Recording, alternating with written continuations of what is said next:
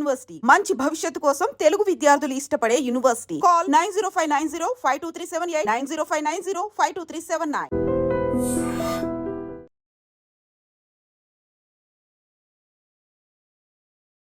నమస్తే, welcome to I dream social spotlight with Kavitha.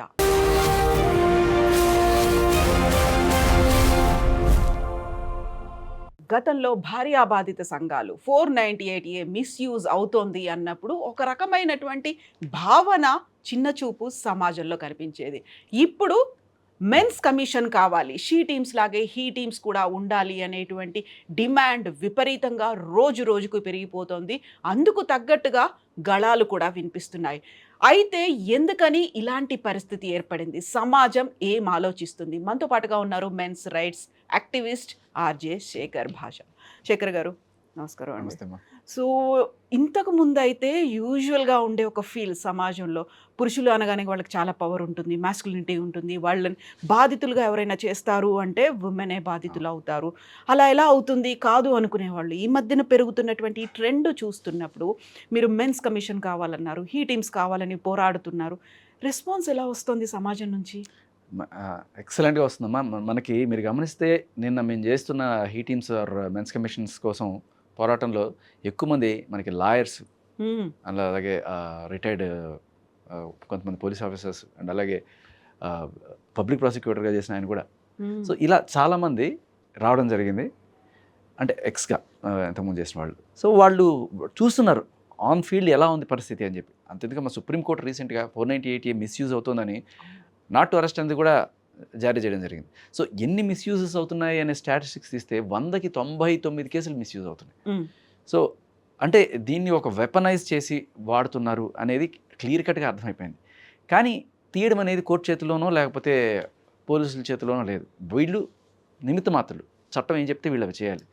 Ground level reality మనకు తెలియాలంటే ఒక పోలీస్ ఆఫీసర్నో ఒక లాయర్నో మనం సంప్రదిస్తే ఖచ్చితంగా తెలుస్తుంది. At the same time these cases are big enough. ఎంత అంటే ఒక లాయర్ ఈ మధ్యకాలంలో చాలా కేసులు వీటినే డీల్ చేస్తున్నారు. సో వాళ్ళకు కూడా ఒక ఉపాధి అది. ఈ సెక్షన్ తీసేస్తే అది కూడా తగ్గే అవకాశం ఉంటుంది. బట్ ఏదైనా అన్యాయానికి ఎగనెస్ట్గా పోరాడడం అనేది వాళ్ళు కూడా తెలుసుకొని వచ్చారు. అది చాలా హర్షించదగ్గ విషయం. ఎప్పుడో 30-40 ఏళ్ల క్రితం లేకపోతే ఒక 20 ఏళ్ల క్రితం ఉన్న మహిళలకి, ఇప్పుడున్న మహిళలకి, అలాగే అప్పుడున్న పురుషులకి, ఇప్పుడున్న పురుషులకి కాలం చాలా చేంజెస్ తీసుకొచ్చింది. అప్పట్లో ఈ చట్టం రూపొందించిన మెయిన్ ఉద్దేశం ఏంటంటే ఆడిది భర్త మీద డిపెండ్ అయి ఉంటుంది, వాడు కొట్టినా తిట్టినా భరించాల్సిన పరిస్థితి, నిస్సహాయ స్థితిలో ఉంది ఆవిడ, ఏమి చేయలేదు పరిస్థితి, కొట్టినా తిట్టినా మళ్ళీ ఆయనే సపోర్ట్ చేయాల్సిన పరిస్థితి. ఇప్పుడు అలా కాకుండా hopelessly dependent on the husband and family.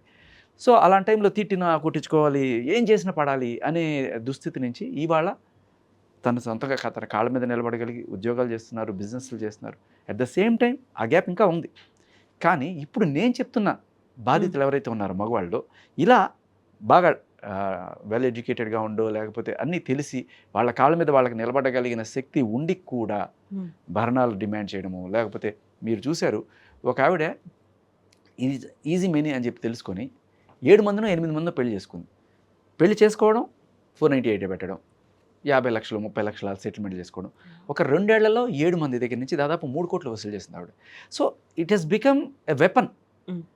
అంటే దీనికి ఎక్కడ లోటుపాట్లు జరుగుతున్నాయంటే, నిజంగానే అన్యాయం జరిగితే ఆవిడకి న్యాయం జరగాలి, మనం అందరం కూడా ప్రశ్నించాలి. కానీ మన చట్టం ఎంత లూజన్ చేసేసారంటే ఏ ఎవిడెన్సెస్ లేకుండా, ఏమీ లేకుండా ఒక రిపోర్ట్ తోటి జస్ట్ భార్య కాబట్టి నువ్వు వెళ్ళి రిపోర్ట్ చేసి తీసుకొచ్చి లోపలేసి అనే స్టేజ్కి ఈ చట్టం వెళ్ళిపోయింది. వాడు అవునన్నా కాదన్నా ఏం చేసినా వాడు లోపలికి వెళ్ళాల్సిన పరిస్థితి. ఇది నిజానికి కళ్ళకి అంతలు కట్టేసినట్టు. ఇటువంటి పరిస్థితిలో చాలామంది ఇరుక్కోవడం ఇదొకటే కాకుండా సెక్షన్ 498A మాత్రమే కాదు, 493 కూడా మిస్యూజ్ అవుతుంది. 493 ఇంకా దారుణమైన విషయం. మీరు గమనిస్తే అమ్మాయి అబ్బాయి ప్రేమించుకున్న తర్వాత ఒకవేళ లివిన్లో ఉండి సంసారం కూడా చేస్తే కొన్నాళ్ళకి అబ్బాయికి ఏదో బోరు కొట్టిందనో లేకపోతే ఇంకోటో మా ఇంట్లో వద్దంటున్నారనో ఏదో ఒక రీజన్ చెప్పి విడిపోదాం అనుకునే స్టేజ్ కనుక అబ్బాయి కనుక చేస్తే అమ్మాయికి ఒక శక్తి ఇచ్చింది గవర్నమెంట్. ఏంటది? 493 ప్రకారం వెళ్ళి కేసు పెడితే, ఇప్పుడు రాజ్ తరుణ్ మీద పెట్టిన కేసు అది. ఏంటది అంటే అతను నన్ను వాడుకొని మోసం చేశాడు, పెళ్లి చేసుకుంటాను లేకపోతే పెళ్లి చేసుకున్నాను నన్ను భ్రమింపజేసి నాతో సంసారం చేసి ఇవాళ నన్ను అబాండన్ చేశాడు అనే కేసు మీద ఆయన పెడితే 10 ఏళ్ళు జైలు శిక్ష. ఇదే కనుక అబ్బాయికి జరిగితే, అమ్మాయి కూడా అన్ని ఆశలు చూపించి నీతో జీవితకాలం ఉంటానని ప్రామిస్ చేసి అతనితో ఉండి సడన్గా ఒక రోజున ఆవిడకి ఏదో మంచి సంబంధం వచ్చిందో లేదా ఇంత మంచి అబ్బాయి దొరికాడో వెళ్ళిపోదాం అనుకుంటే వీడి దగ్గర ఆప్షనే లేదు, నో ఆప్షన్. సో ఇది వెరీ జెండర్ బయాస్డ్ లా. అంటే పెడితే ఇద్దరికి పెట్టాలి. ఇప్పుడు వీళ్ళంటి వాళ్ళు ఏం చేస్తారు, ఒకవేళ నాకు అన్యాయం జరిగింది నేను వెళ్ళి ఎవరికైనా నా గోడు వెళ్ళబోచుకుందాం అంటే వినే నాదుడే లేడు, పోలీస్ స్టేషన్కి వెళ్తే పోరా అంటారు.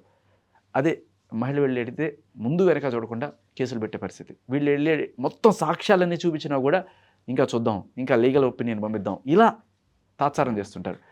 అక్కడ వీడు ఒకవేళ కనుక ఇది మనకి జరగదు అని తెలుసుకొని చట్టాన్ని వీడి చేతిలోకి తీసుకొని ఆ అమ్మాయి మీద దాడి చేసినా, లేదు నేను హోప్లెస్ సిచ్యువేషన్లో నేను చచ్చిపోతా అని చెప్పి వీడు చచ్చిపోయినా, లైక్ అతుల్ సుభాష్ ఇలాంటి వాడు, ఈ రెండు జరగచ్చు.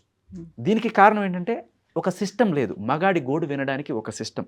నువ్వు తర్వాత న్యాయం చేస్తావా చేయవా అనేది వేరే విషయం. ఒక ఆర్గనైజేషన్ నువ్వు ఎస్టాబ్లిష్ చేస్తే వస్తారు నీ దగ్గరికి, నీకు తెలుస్తుంది మ్యాగ్నిట్యూడ్ ఎంతమంది వస్తున్నారు, 1000 మంది వస్తున్నారా, 1,00,000 మంది వస్తున్నారు, ఎంతమంది బాధితున్నారు, నువ్వు పెడితే కదా తెలిసేది. సో ఇప్పుడు జెండర్ బేస్డ్గా అయితే ఒక ఆలోచన అనేది కనిపిస్తుంది తప్ప అక్కడ విక్టిమ్ ఎవరు అనేది ఎందుకని చూడలేకపోతున్నారంటారు. మీరు చెప్పినట్టుగా నిజంగా ఒకటి సిస్టమ్ని ఎస్టాబ్లిష్ చేస్తే వస్తారేమో. ఇప్పటికీ బయటికి రాకపోవడానికి కారణం చిన్న చూపు ఉందా, లేకపోతే పర్లేదు, లేకుంటే కుటుంబం ఇంతకుముందు ఆలోచించేవాళ్ళు ఉమెన్కి సంబంధించి విడాకులు తీసుకుంటే కుటుంబ పరువు ఏమవుతుందో, అలాంటి స్థితి ఇప్పుడు మగవాళ్ళకి వచ్చిందంటారా? ఇప్పుడు అలాంటి స్థితి బేసికలీ ఒకటే. కొంతమంది పరువుకి నా పెళ్ళ నన్ను కొడుతుందని చెప్పుకుంటే పరువు తక్కువ అని చెప్పి ఇంట్లోనే మౌనంగా భరించేవాళ్ళు, తిట్టిన భరించేవాళ్ళు. లేదు కొంతమంది, నేను చూశాను ఆల్రౌండర్ రవి అని ఒక అతను ఇంతకుముందు బాగా ఫేమస్ అతను, అతన్ని ఇష్టం వచ్చినట్టు పచ్చి బూతులు తిట్టి అతన్ని కొట్టి మళ్ళీ 100కి డైల్ చేసి అతన్నే ఇరికించడానికి ప్రయత్నిస్తూ ఉంటుంది అనమాట. సో ఇది తట్టుకోలేక అతను ఫైనల్గా బయటకు వచ్చాడు. తర్వాత కాల్ రికార్డ్స్ కూడా బయటపడ్డాడు. ఎంత క్రౌరంగా ఆ అమ్మాయి అతని పైన చేస్తుంటారు అంటే అక్రమ సంబంధాలు పెట్టుకొని అది ప్రశ్నిస్తే వీళ్ళు నన్ను గృహహింస చేస్తున్నారని చెప్పి టార్గెట్ చేసే పరిస్థితి కూడా కనబడుతుంది అనమాట. అండ్ అన్నిటికంటే దారుణం ఏంటంటే అమ్మ, ఇప్పుడు లేడీస్ కొట్టినా పర్లేదు, మగాడు తీసుకోగలడు, కొంచెం ఫిజికల్గా స్ట్రాంగ్గా ఉంటాడు కాబట్టి. కానీ ఎప్పుడైతే తిడుతుందో, వాడిని తిట్టినా పర్లేదు, ఒరే వెధవానం ఏం తిట్టినా పర్లేదు, అమ్మని తిట్టి లేకపోతే వాళ్ళని ఫ్యామిలీని దుర్భాషలాడితే, ఎస్పెషల్లీ ఈ మధ్యకాలంలో మనం చూస్తున్నాం ట్రెండ్, ఈ పచ్చళ్ళు అమ్ముకునే ఆవిడ కూడా వాళ్ళ అమ్మని ఎంత నీచంగా దూషించిందో. ఏ అమ్మని అలా దూషించకూడదు, అటువంటి భాషలు దూషించినప్పుడు అదే ఎదురుగా మనిషి కనుక ఉంటే చేయలేస్తుంది, ఎవరికైనా కొట్టేద్దాం అనిపిస్తుంది. ఒకసారి కొట్టిన తర్వాత ఇదిగో దెబ్బ, ఇదిగో కేసు. సో దెబ్బలకి కేసులు ఉన్నాయి కానీ ఇలా టార్చర్కి అండ్ మనం మహిళని గౌరవిస్తున్నాం అనుకుంటున్నాం కానీ ఇవాళ దాకా ఒక మగాడు కనుక ఆడవాళ్ళని తిడితే వాడి మీద మోడెస్టీ ఆఫ్ ఉమెన్ కింద కేసులు పెడుతున్నారు. కానీ ఒక ఆడదాన్ని తిడుతున్నప్పుడు, అది కూడా తల్లిని తిడుతున్నప్పుడు ఏ రకమైన చట్టాలు ఉన్నాయి మన దగ్గర? ఎగ్జాంపుల్ మీకు చెప్తా. ఈ కేసులో, ఇది ఇంతకుముందు ఈ పచ్చళ్ళ కేసులో చాలా నీచంగా తల్లిని దూషించింది. రాజ్ తరుణ్ కేసులో వాళ్ళ తల్లిని చాలా దారుణంగా దూషించింది. మగాడికి వాడిని నిజంగా తిట్టినా తట్టుకోగలడు కానీ తల్లిని తిడితే తట్టుకోలేడు. సో ఆడదే కదా, ఆడది దూషిస్తే పర్లేదా? మనం తల్లికి వందనం, అమ్మ ఒడి, ఈ తల్లికి గౌరవిస్తాం అని చెప్పి ఇన్ని మాటలు చెప్తున్నాం కదా, తల్లి కోసం ఒక చట్టం చేశారా? ఎక్కడ వస్తుందంటే ప్రాబ్లం, గొడవలు వీళ్ళు తిడతారు, వీళ్ళు కొడతారు, కొట్టినప్పుడు కేసులు అవుతున్నాయి, వాడి ఉద్యోగాలు పోతున్నాయి, వాడి జీవితాలు నాశనం పోతున్నాయి. బట్ తిట్టినప్పుడు వీడి సంయమనం పాటించి, వీడికి ఒక సిస్టమ్ ఉండి, అవును నా భార్య నన్ను ఈ రకంగా మానసికంగా చిత్రవద చేస్తుంది, తల్లిని తిడుతుంది అని చెప్పి వీడు చెప్పుకోవడానికి ఒక కేసు పెట్టడానికి ఒక సంస్థ ఉంటే, వీడు కొట్టడు, ఆవిడికి పెయిన్ తగలదు, అట్ ద సేమ్ టైం చట్టం ఉంది అని తెలిస్తే నోరు కూడా అదుపులో ఉంటుంది. ఉమెన్ రైట్ యాక్టివిస్టులు ఉన్నారు, ఉమెన్ యాక్టివిస్టులు ఉన్నారు, యానిమల్ యాక్టివిస్టులు ఉన్నారు. మీ వాయిస్ వినిపించడానికి, మీకు సపోర్టుగా ఒక సంఘీభావం, మద్దతు తెలపడానికి మెన్స్ రైట్స్ యాక్టివిస్టులు ఎంతమంది ఉన్నారు మీతో కలిసి వచ్చేవాళ్ళు? తక్కువే ఉన్నారమ్మా, కానీ మునుపటితో కంపేర్ చేస్తే పెరుగుతుందనే చెప్పుకోవాలి. ఖచ్చితంగా మీరు ఆ మాట అంటే నాకు కొంచెం హాస్యాస్పదంగా అనిపిస్తుంది. ఎలా అంటే ఎనిమల్ యాక్టివిస్టులు కూడా ఉన్నారు. మగాడి బతుకు కుక్క కన్నా దారుణమా అనిపిస్తుంది. బట్ నిజమే అది. యాక్చువల్గా సొసైటీలో ఉన్న పరిస్థితి ఇవాళ రేపట్లో అమ్మాయిలకి అన్యాయం జరగట్లేదు అన్నాను. అమ్మాయిలకి అన్యాయాలు చాలా జరుగుతున్నాయి. వాటికి సిస్టమ్ ఉంది, షీ టీమ్స్ ఉన్నాయి, అండ్ అలాగే మహిళా కమిషన్లు ఉన్నాయి, చట్టాలు ఉన్నాయి. సో ఒక జర్మనీ నుంచి వచ్చిన ఆవిడకే అత్యాచారం జరిగినా, లేకపోతే ఎవరో 7 మంది కలిసి ఒక ఆవిడని రేప్ చేసినా, వీళ్ళందరికీ చట్టాలు ఉన్నాయి. వాళ్ళని తీసుకెళ్తారు, అరెస్ట్ చేస్తారు, వాళ్ళకి శిక్షలు పడతాయి. బట్ ఇలా జరిగినప్పుడు పచ్చి బూతులు తిడుతూ లేకపోతే వాళ్ళ మీద దాడులు చేస్తూ రాజ్ తరుణ్ అయితే ఆ అవార్డులు తీసుకుని తన తల మీద పగలగొట్టి రక్తం వస్తున్నా కూడా నోరు మూసుకున్నాడు మనిషి. సో ఏంటంటే వీళ్ళకి ఏ సిస్టమ్ ఉంది? నేను అనేది బాధితులు అక్కడ ఉన్నారు, ఇక్కడ ఉన్నారు. ఇంకా బాధితుల సంఖ్య మగవాళ్ళు పెరుగుతుంది రోజు రోజుకి. దీనికి చట్టాలు ఊతమిస్తున్నాయి. మాకేం కాదు, మేము ఏం తిట్టినా కేసులు పెట్టరు. ఇప్పుడు మీరు చేస్తున్నటువంటి ఈ పోరాటం ఉంది, మెన్స్ కమిషన్ ఉండాలి, హీ టీమ్స్ అనేది ఉండాలి అనుకున్నప్పుడు వాయిస్ మీరు వెరీ రీసెంట్గా చేసినటువంటి ఒక ప్రొటెస్ట్లో చాలా తక్కువ మంది కనిపించారు అనేది అవును. ఒకటి ఉంది. అండ్ సోషల్ మీడియాలో అన్నా మీరు మాకు ముందే చెప్పుంటే మేము వచ్చేవాళ్ళం కదా, అక్కడ చూస్తే తక్కువ ఉన్నారు, మా వాయిస్ వినిపించేవాళ్ళము. సో ఇలాంటి డిఫరెంట్ వాయిస్లు అనేవి వినిపిస్తున్నప్పుడు ఏ సెక్టార్ నుంచి మీకు సపోర్ట్ వస్తోందని మీరు అనుకుంటున్నారు? అమ్మ, ఇవాళ రేపట్లో ఉద్యమాలు జరిగేది రోడ్డు మీద కాదు, సోషల్ మీడియాలోనే జరుగుతుంది. ట్రూ. సో మీరు హెచ్సియులో జరిగిన విషయమైనా సరే, అక్కడ జరిగింది ఎంతైనా అది ఇంత పెద్దగా మీడియాలో ఎప్పుడైతే చిత్రీకరించబడుతుందో ఆగుతున్నారు. అట్లీస్ట్ ఎందుకు అక్కడ జరిగిందని కాదు, మీడియాలో రచ్చ అయిపోయింది. కనిపిస్తోంది అక్కడ. సో ఇది మేబీ 10 మంది వచ్చి ఉండొచ్చు. మాకు ఇంకోటి ఏంటంటే పర్మిషన్స్ సంబంధించి కూడా అక్కడ ఉంటుంది. పోలీస్ పర్మిషన్ తీసుకునేది కొంతసేపటికే అక్కడ. సో ఆ టైంలో రాగలిగిన వాళ్ళు. మీకు ఇంకొక గొప్ప విషయం చెప్తాను. మగాళ్ళ కోసం పోరాడుతున్న వాళ్ళు మగాళ్ళేనా అని కూడా మీరు అనుకోవచ్చు. నాకు చాలామంది ఫోన్ చేసి మేము వస్తాం లేడీస్ అన్నారు. 3 గంటల తర్వాత వస్తాం అన్నప్పుడు వాళ్ళకి అయిపోయిందమ్మా, మనకి పర్మిషన్ లేదని చెప్పాం.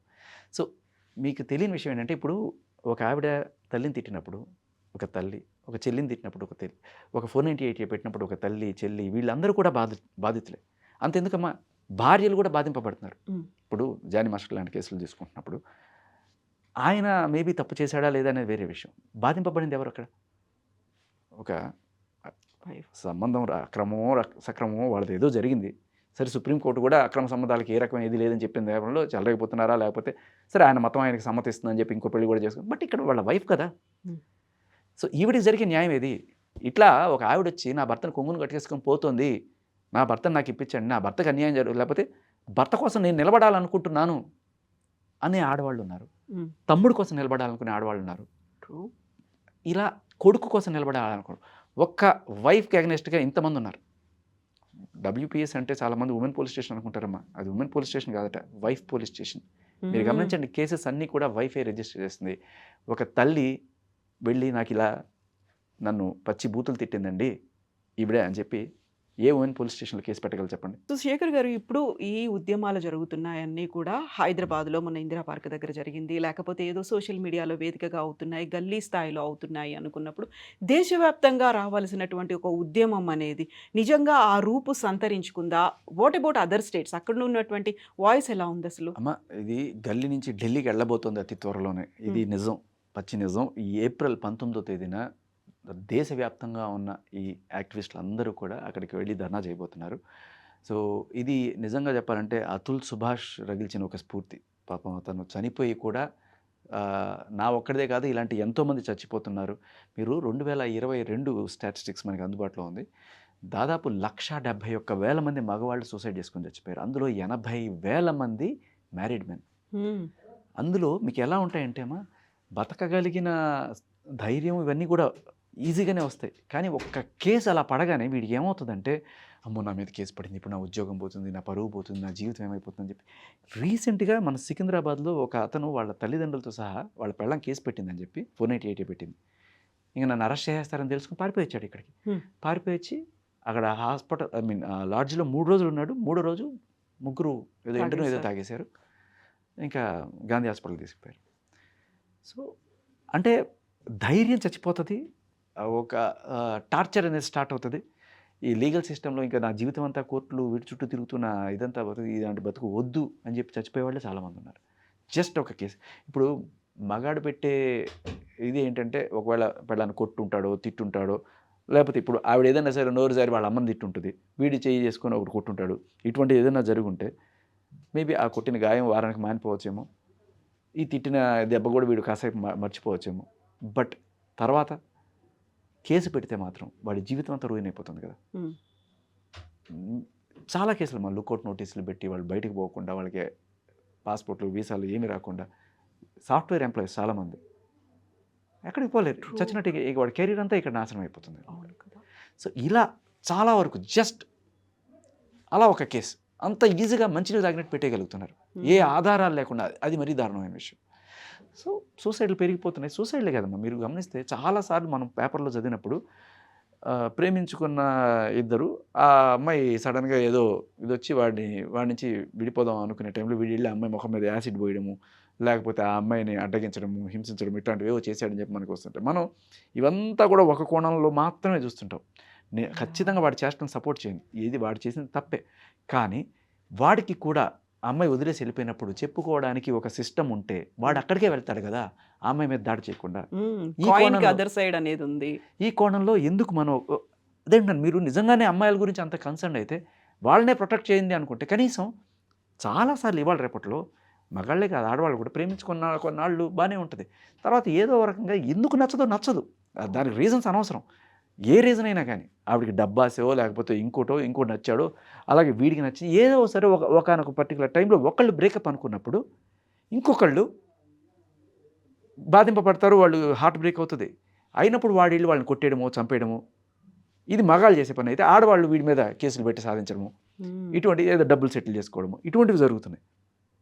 ఈ బ్రేకప్ అనేది మనం వాళ్ళకి ఒక దాన్ని ఏమంటారు పరిపక్వత లేకుండా చేసే పనులు, ఆర్ఎల్స్ ఏదైనా ఆశించి చేసే పనులు, లేదు నాకు ఇలా అయింది కాబట్టి వీడి జీవితకాలం టార్చర్ చేస్తారు పనిష్మెంట్ ఇవ్వాలి అనే ఒక ఇది. అంతేగాని ఎవడు బతుకు వాళ్ళు బతుకుదాం, వద్దనుకున్నాం కదా అయిపోయింది, ఆవిడ బతకని నీ బతుకు నువ్వు బతుకు కాదు.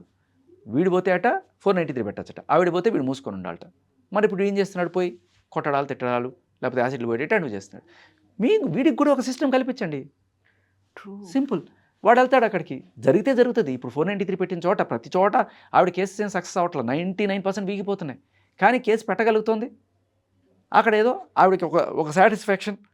అలాగే వీడు కూడా వెళ్ళి చెప్పుకుంటే ఈ హింస అనేది ఉండదు, లేకపోతే ఇద్దరు ఆత్మహత్య లేకపోతే అమ్మాయిని చంపడం పడవడం ఉండవు కదా. అవును. ఇప్పుడు స్పీకప్ మ్యాన్ అనేది ఒక హ్యాష్ ట్యాగ్ అయితే సోషల్ మీడియాలో కనిపిస్తోంది. ఇప్పుడు మీరు చెప్పినట్టుగా ఏప్రిల్ 19th కూడా అది కాబోతోంది. But we stand for men అనేటువంటి ఆ కాన్సెప్ట్తో ఎంతమంది ఎన్ని రంగాల్లోంచి దేశవ్యాప్తంగా బయటకు వస్తున్నారండి? మీకు మెన్స్ రైట్స్ యాక్టివిస్టులుగా ఎస్ మేమున్నామని చెప్పుకునే వాళ్ళు ఎంతమంది ఉన్నారు? అమ్మ నేను చెప్తున్నాను కదా, దీనికి రావాల్సింది ముఖ్యంగా మహిళలు రావాలి. ఎందుకు చెప్తున్నానంటే, మనం ఇన్నాళ్ళు కూడా వచ్చే మగాళ్ళందరినీ గమనించండి. ఎందుకు వచ్చారమ్మా మగాళ్ళందరూ కూడా? ఒక తల్లికి, ఒక చెల్లికి, ఒక భార్యకి అన్యాయం జరుగుతుంది, వాళ్ళని మనం ప్రొటెక్ట్ చేసుకోవాలి, వాళ్ళు మన సిస్టమ్, వాళ్ళే లేకపోతే మనం ఎక్కడ అనే ఒక మంచి ఉద్దేశంతో వచ్చారు. దట్ డజంట్ మీన్ ఎక్కడైనా ఒక రేప్ జరిగితే ప్రతి మగాడు వెధవని కాదు కదా. ఒక అమాయకమైన తమ్ముడు ఉండొచ్చు, ఒక అమాయకమైన భర్త ఉండొచ్చు, ఒక అమాయకమైన కొడుకు ఉండొచ్చు. వాడు నలిగిపోతున్నప్పుడు వాడి కోసం రారా అమ్మా? మీ తల్లి మనసు ఏమైంది, తమ్ముడు మనసు ఏమైంది? ఒక అక్కగా, ఒక తల్లిగా రండి, రండి, దీన్ని సపోర్ట్ చేయండి ఈ కాజ్ కోసం. నేను చెప్తున్నాను కదమ్మా, నేను ఎప్పుడైతే దీనికోసం ఫైట్ చేయడం మొదలుపెట్టానో, నాకు లండన్లో, అమెరికాలో ఉన్న వాళ్ళు కూడా ఫోన్ చేసి మాట్లాడుతున్నారు నాతో. మా తమ్ముడికి ఇలాగే జరిగిందండి, బలవంతంగా ఆస్తి అంతా రాయిపించుకుందండి, వాడు పాపం దేవుడాన్ని ఎక్కడో బతుకుతున్నాడండి, అది వేరే అక్రమ సంబంధం పెట్టుకుని వాడితో హ్యాపీగా ఉంటుందండి. ఇలా వందల మంది అమ్మాయిలు ఎంతోమంది ఉన్నారు. వాళ్ళ ఫ్యామిలీలో అంటే మగాడు ఎట్లా అయితే ఒక తల్లికి లేకపోతే ఒక చెల్లికి అన్యాయం జరిగిందని ఫీల్ అవుతున్నారు, అలాగే వాళ్ళ తమ్ముడికి అన్నయ్యకి అన్యాయం జరిగిందని కొన్ని ఫీల్ అయ్యే మహిళలు చాలామంది వాళ్ళ ఫోన్లో సపోర్ట్గా నాకు ఉన్నారు. సో వీళ్ళందరూ కూడా ఆలోచించాలి. ఇప్పుడు మహిళ అంటే వైఫ్ మాత్రమే కాదు, మహిళ అంటే తల్లి, ముఖ్యంగా తల్లికి జరిగే అన్యాయానికి మీరు ఒక్క సెక్షన్ తీసుకురండి. తల్లిని దూషించిన ఎవడైనా సరే, అమ్మాయి అయినా అబ్బాయి అయినా సరే, తీసుకెళ్ళి లోపలేస్తాం అనే ఒక చట్టాన్ని తీసుకురండి. ఎవరి నాలికైనా సరే మళ్ళీ మెదులుతుంది. ఆలోచించండి, ఎంత ఈజీ అయిపోయిందమ్మా ఒక తల్లిని తిట్టడం, ఎస్పెషల్లీ మహిళలు. ఇప్పుడు మగాడి తిడితే పోసాన్ లాంటి వాళ్ళని లోపలేశారు, తిట్టకుండా ఉంటారు. మరి మహిళలను కూడా నలుగురు లోపలేండి. ఇప్పుడు ఆ చిట్టి పికిల్స్ ఏదో ఉంది కదా, ఆవిడ ఎంత నీచంగా మాట్లాడింది తల్లిని. అందరూ ఇప్పుడు సానుభూతి చూపిస్తున్నారు ఆవిడకి. కొంతమంది పాపం వదిలేయండి, క్షమాపణ చెప్పేసింది కదా అని. మరి ఆయన కూడా పోసానికి క్షమాపణ చెప్పేశారు కదా, ఆయన కూడా వదిలేయచ్చు కదా. ఒకటి జరగాలి, శిక్ష పడాలి, పడితేనే ఇంకొకళ్ళు అలా మాట్లాడకుండా ఉంటారు. ఎస్. సో ఏప్రిల్ 19th ఈ లోపు ఏం జరుగుతుంది? దేశవ్యాప్తంగా ఉద్యమానికి ఎంతమంది మద్దతు ఇస్తారు? ఒక వాయిస్ అయితే వినిపిస్తోంది, అందరం కలిసి ముందుకు వెళ్ళాలి అనేటువంటి ఒక ఉద్యమం అయితే స్టార్ట్ అవుతుంది. మేబీ దీపికా నారాయణ భరద్వాజని పాపం ఆవిడ కూడా మహిళే, మగాళ్ళ కోసం నిలబడింది ఆవిడ. ఒక జర్నలిస్ట్, ఒక వాయిస్, ఒక ఫస్ట్ స్టెప్ అయితే పడబోతోంది. నిజంగా మీకు ఒక బలం అనేది రావాలి. More strength and more power to you Shekhar గారు. So this has to go. Dharna మేము ఏదైతే చేసామో హీ టీమ్స్ రావాలి, మగాళ్ళకి కమిషన్ రావాలని చెప్పి, ఈ క్రెడిట్ నాది మాత్రమే కాదు, కెవిన్ అనే ఒక బాధితుడు తను ఇట్లాగే తన మీద కేసులు పెడితే తను ఇనిషియేటివ్ తీసుకొని తనే పాపం పర్మిషన్స్ అన్నీ కూడా తీసుకొచ్చి ఆర్గనైజ్ చేసింది తనే అనమాట. సో తన కోసం సపోర్ట్గా నేను రావడం, ఇంకా చాలామంది True. లాయర్స్ కూడా రావడం అనేది జరిగింది. నిజంగా అందుకే మీరు అన్నట్టుగా మీకు ఒక వాయిస్, ఒక పవర్ అనేది రావాల్సినటువంటి అవసరం ఉంది. బోల్డ్ అన్ని గళాలు మీకు తోడుగా ఉండాలని కోరుకుంటూ, more power to you, best wishes to you Shekhar గారు. Thank you. Thank you so much అండి. Thank you.